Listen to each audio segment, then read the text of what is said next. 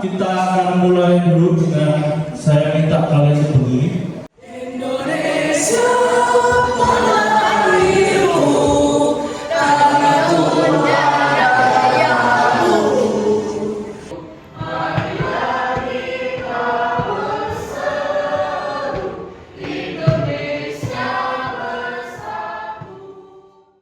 temukan diri dan minatmu, bentuk karakter dan etika, pribadi kuat berkualitas, teguh dalam iman. Thomas Lorong Sulit, siapkan kami semua. Sumpah Pemuda. Kami putra dan putri Indonesia. Kami putra dan putri Indonesia. Bangsa Indonesia. Kami putra dan putri Indonesia. Mengaku berbangsa yang satu, bangsa Indonesia. Yang pertama, Misra kepanggilan. Tugu ini adalah seorang pengusaha. Namanya adalah Lionel Ricardo Prayogo. Tepuk tangan untuk kalian. Oke. Nah, kalian jangan khawatir. Kalau kalian masuk Muskowi, kalian masih bisa masuk ke PTN. Dalam profil pembicara kita yang kedua ada Arvina Sofi Pramadia. Bisa lulus di Universitas ITS, bukan Universitas ITS, Institut Teknologi Sebelum November.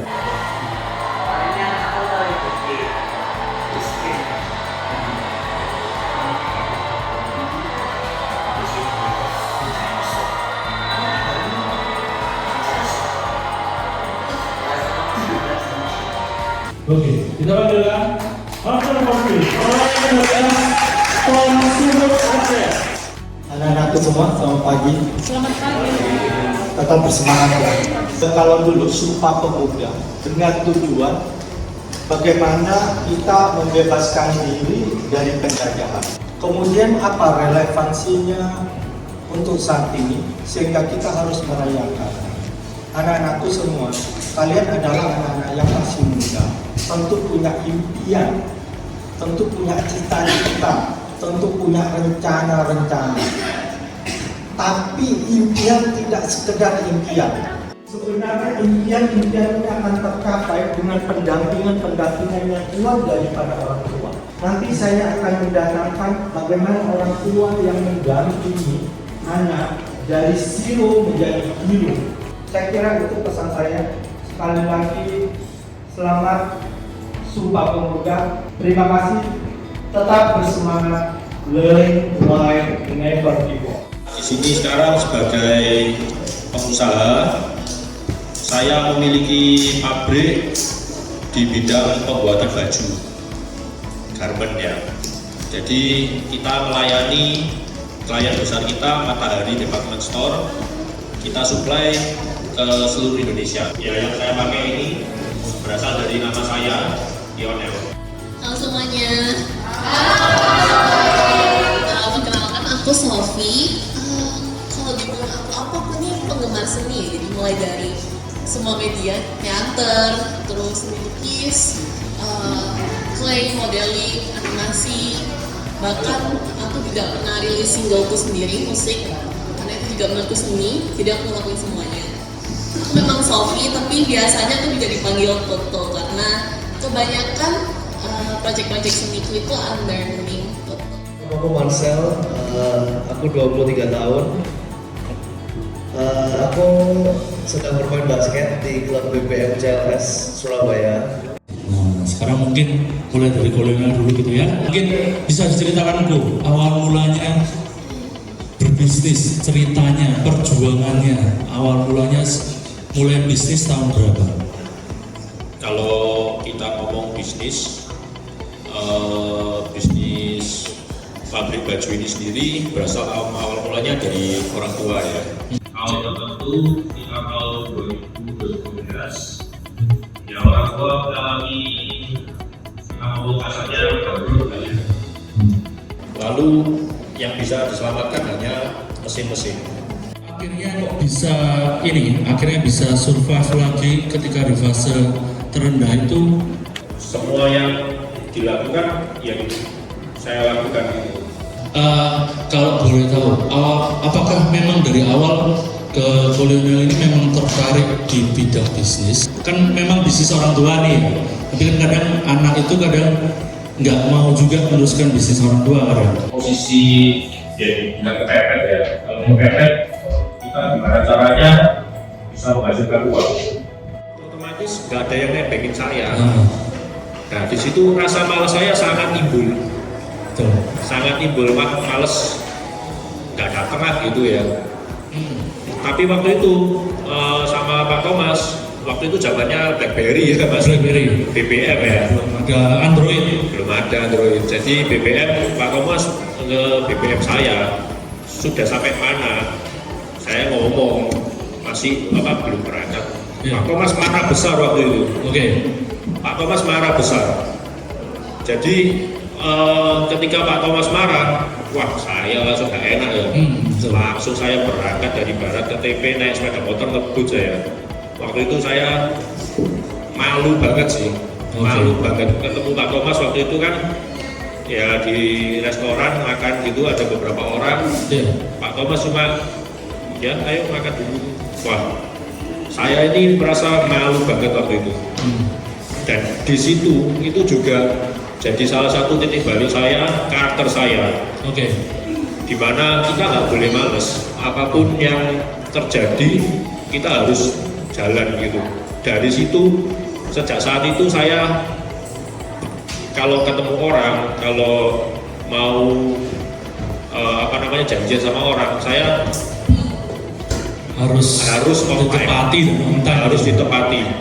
Itu juga salah satu bentuk upgrade diri kita ketika kita di titik terendah ya. Itu sih. Males ini menjadi momok lah ya, menjadi penyakit malah jadinya ya. Betul. Ya saya juga pernah muda seperti kalian. Saya juga pernah punya rasa malas. Yang pasti apa yang kalian lakukan sekarang ini lakukanlah dengan sungguh-sungguh, tanggung jawab dan ikhlas. Kalau ketika kalian sungguh-sungguh pasti kepercayaan itu akan datang sendiri, entah kepercayaan dari Tuhan maupun kepercayaan dari orang lain. Jual kemana supaya teman-teman ini mungkin oh yang aku beli mungkin itu gitu atau seperti apa? Connection seperti Anissa, Nevaga, NID sama Details. Oke. Ya cukup banyak ya. Cukup banyak. Lalu untuk brand sendiri juga merintis. Ya ini yang saya pakai. Sekarang berarti sudah bekerja? Sekarang sebenarnya lagi merintis bisnis sendiri juga, lebih ke kosmetik ya. Tapi juga untuk mengisi, karena ini masih awal banget ya, mau juga ngisi itu dengan lagi ada part-time atau internship di galeri seni. Galeri seni. Namanya Orasis Art Space. Orasis Art Space di Citraland. Tertarik di seni dan akhirnya berkuliah di desain komunikasi visual di ITS. Nah, apa? Dari kecil sudah suka gambar, dulu tuh sukanya gambar di dinding. Coret-coret tembok. Coret-coret tembok, Oke. pakai crayon, pakai pensil. Sebenarnya ada 2 titik di mana yang aku rasa itu my lowest point. Oke. Orang-orang masih mengira seni itu sama. Dan sebenarnya juga realitanya di Indonesia itu seni masih kurang dihargai. Ketemu sama orang-orang yang sama-sama bisa seni dan suka seni, dan aku merasa waktu itu skill mereka jauh lebih di atasku. Oke. Jadi aku merasa kayak mulai semacam Insecure. kayak gitu, terus insecure. Itu ada suatu keindahan dari titik rendah ini itu di saat mentalku sudah mulai membaik, jadi mungkin bisa dilihat lebih tenang dari komposisinya. Aku bersyukurnya aku selalu ditemukan dengan orang-orang yang support aku, mau dari keluarga atau teman, dan juga pastinya ada kepercayaan ke Tuhan. Nanti lukisannya sempat dipamerkan di Jepang. Iya, tapi itu pameran juga. Banyak lukisan gitu. Nah, kalau dari lukisannya Sofi sendiri, apakah pernah lukisannya Sofi terjual? Pernah, jadi kebetulan aku tuh juga nggak cuma di kanvas ya, tapi juga digital. Oke. Untuk yang digital itu sudah beberapa kali banyak bisa dipungkiri. Kita itu harus selalu mencari koneksi, terus cari orang baru. Ini salah satu omongan dari dosenku dulu. Oke. Orang yang punya bakat, tapi males-malesan. Oke, punya bakat males-malesan. Terus gak pernah diasah, itu akan kalah sama orang yang mungkin gak punya bakat atau bakatnya minim, tapi dia selalu latihan gambar, terus karya terus, gak peduli hasilnya kayak apa, itu yang punya bakat pasti akan tertinggal. Kalah dengan orang yang kerja keras gitu rasanya. Bisa diceritakan awal mulanya suka basket dan perjuangannya. Halo semua. Jadi aku cerita ya. Awal mula aku basket sih dulu. Aku disuruh ikut basket sama papaku. Jadi papaku yang memberikan kayak arahan buat aku untuk bermain basket. Ya akhirnya aku ikut ke klub di Blitar. Jadi aku udah punya kayak kekurangan di awal. Yang mana itu harus membuat aku bekerja 2 kali lebih keras daripada orang yang tinggi. Harus mencari beasiswa di tempat yang aku inginkan. Dalam basket dan hidup tuh yang harus kalian miliki itu 3. Pertama itu mental tuh kalian gak boleh gampang menyerah, gak boleh gampang putus asa, harus percaya diri. Kedua, persiapan dan latihan. Latihan kalian dan persiapan kalian. 3, itu rencana Tuhan. Nah, kita juga harus percaya pada Tuhan agar Dia menyiapkan segalanya rencana. Untuk menjadi yang terbaik itu nggak bisa kita santai-santai, kita harus ekstra bekerja keras. Pernah ada di fase struggle-nya sebagai pemain basket, perjuangannya itu seperti apa? Yang benar-benar berat? Struggle-nya sih ketika peralihan dari SMP ke SMA ya. Oke. Karena kan jelas gaya main basket di Blitar sama Surabaya itu beda. Surabaya itu lebih ke physical dan smart gitu kan. Kalau di Blitar tuh cuma speed. Cuma cepet-cepetan. Nah. Pernah sampai ingin berhenti main basket? Ya karena udah suka dan memang karena aku pun di Surabaya kan karena basket. Cerita bisa sampai ke profesional gimana? Ketemu sama pemilik klub yang mana dia tuh mau bayar aku tiap latihan main buat tambahan uang aja. Untuk sebagai atlet loh, harus seperti apa? Banyak orang yang malas-malasan latihan terus nggak bisa jadi.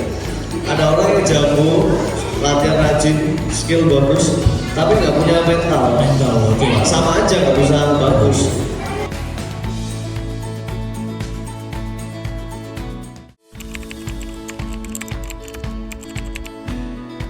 Waktu itu memang perusahaan orang tua cenderung konvensional. Ya kita mau nggak mau juga adanya resource-nya Puro ya kita mau nggak mau Puro. Jadi pada awalnya sistem Puro itu harus jalan untuk menggerakkan di awal. Kalau kamu belum ada penggeraknya di awal, untuk menggerakkan di awal itu sangat susah sekali. Jadi ketika itu sudah mulai jalan, nah ini pelan-pelan memang kita sebagai anak muda kita transformasi ke digital. Termasuk ya salah satunya di brand ini juga kita mulainya dari online dan juga proses tergabung di tengah operasional. Awalnya misalkan ya seperti yang saya cerita tadi, di awal kita pakai manual, polanya manual kita gambar. Nah kita sekarang sudah pakai digital juga. Ini itu AI, terus punya gambar yang generated image juga AI. Personally, secara personal, menurutku AI itu bukan jadi kayak hasil, tapi lebih jadi alat untuk kamu bisa berakhir di hasil. Kebanyakan teman-teman juga mereka tuh menggunakan AI buat nyari referensi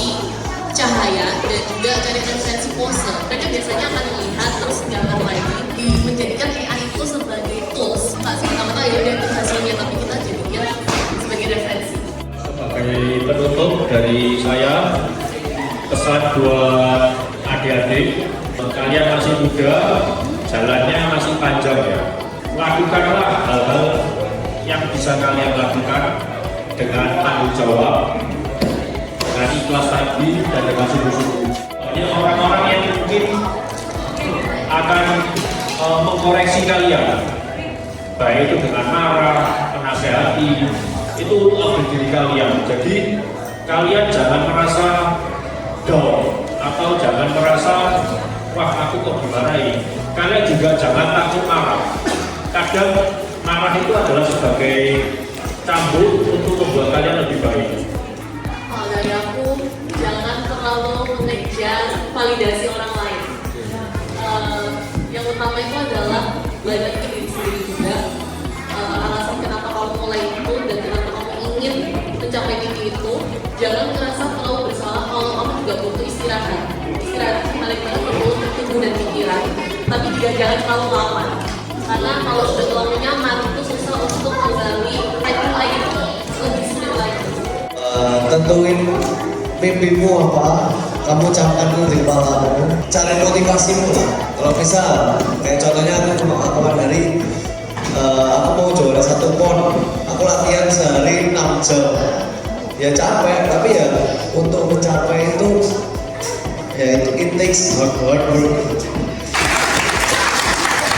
Oke, sebagai penutup, Mister ada bantu.